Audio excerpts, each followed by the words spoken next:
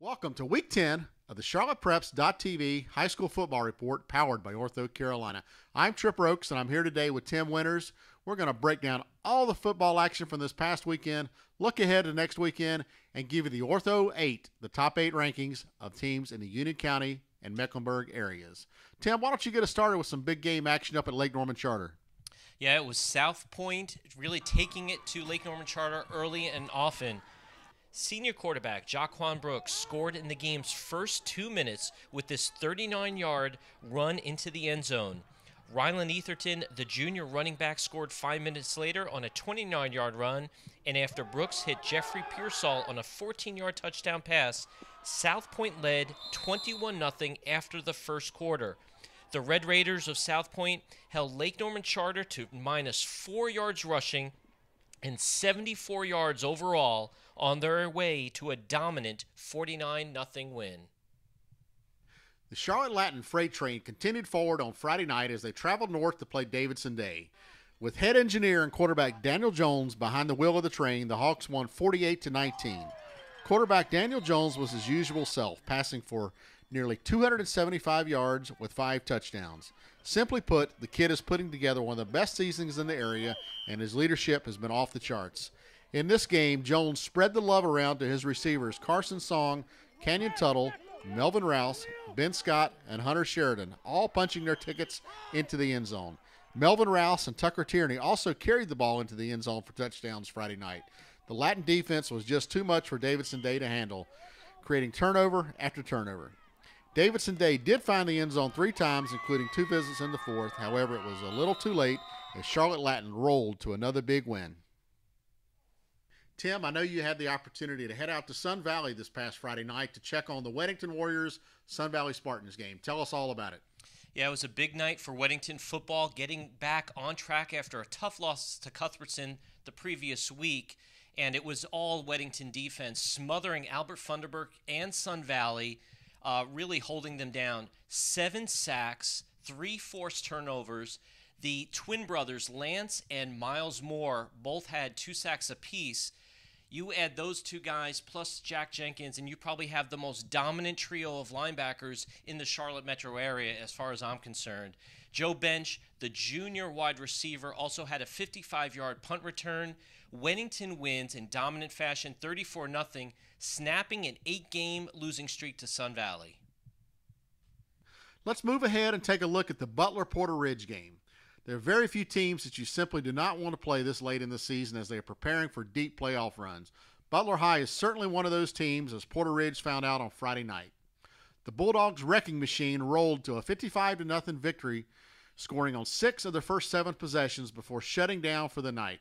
Butler quarterback Anthony Ratliff Williams threw for 190 yards and 3 touchdowns and ran for another 140 yards in his limited action. Alex Barrow and Benny LeMay put in another night of work, with Barrow gaining over 100 yards in receptions and LeMay running for over 100 yards. The defense was once again spectacular in freezing every Porter Ridge attempt to gain points. The Bulldogs have a week off before the big game with Independence at home. This matchup is shaping up to be one of the top games of the season, as the Indy defense will collide headfirst with the Butler offense. We can't wait to bring you action from those big games. For the second time in 3 weeks, the Charlotte high school football community has lost one of its leaders.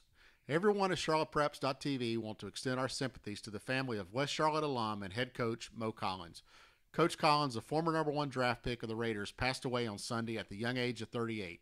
The community has lost a very caring person that had just accepted the West Charlotte job this year. Collins was so excited to return to his alma mater and begin to serve as a coach, friend, and mentor to the Lions football team. He had big goals and was very determined to help each kid find success in their lives. We grieve together with West Charlotte High and the family of Coach Mo Collins this week. God bless, Coach Collins. It's time now to take a look at the Ortho 8, our rankings of the top 8 teams in the Mecklenburg and Union County areas. Coming in at number 8 this week, the Weddington Warriors at 8-1. Charlotte Latin coming in at number 7. Charlotte Catholic 8-1. Providence remaining at number 5 for the second week in a row at 8-1. Charlotte Christian 7-1. Mallard Creek with a big win over A.L. Brown, 8-1, remaining in third spot. The Butler Bulldogs will have the off week this week. They're resting at a 9-1 record, right behind their rival Independence High School at 9-0, remaining atop the Ortho 8 for a good portion of this season. Looking ahead to Week 11, we have two huge games coming up in the SOMEC 8 that could play a large role in deciding who walks away with the conference championship. RGCal are going to travel over to Charlotte Catholic to try to get a big win over the Catholic Cougars. Now, the Cougars are tied for first right now in the conference, so if they hold on to that and Providence is able to win the game we're going to talk about coming up, then you've got a head-to-head matchup between Charlotte Catholic and Providence next week. If RGCal pulls the upset, who knows what's going to happen. I know it's going to be a real exciting game. Both teams are going to be fired up. I want to say there's going to be a good crowd out there, but it's also Halloween and trick-or-treating and things like that are going to come up. So hopefully the students will definitely be out in full force. The bands will be rocking, and it'll be a big-time atmosphere over there. Now, you're going to head out to see the Cuthbertson Sun Valley game. Is that going to be a big atmosphere? Yeah, it really should be. Cuthbertson right now on a road to their first conference title in school history. 3-0 right now. Sun Valley looking to really get off their roadblock right now in conference play. Losing their last two games, Albert Funderburk and that Sun Valley offense really struggling. Looking to hope to turn things around against Cuthbertson, who's been on a complete roll, 3-0, looking for their first conference title in their school's short history. It should be a great game with Albert Funderburk, Austin Kendall, B.J. Muckelveen, a lot of top names, top talent in Union County looking to battle it out in the final 2 weeks of the regular season. That's definitely going to be a special game, and probably the biggest game in the area may be the Providence Panthers traveling over to play South Meck. That is going to be such a huge game. South Meck does have the one loss in the conference.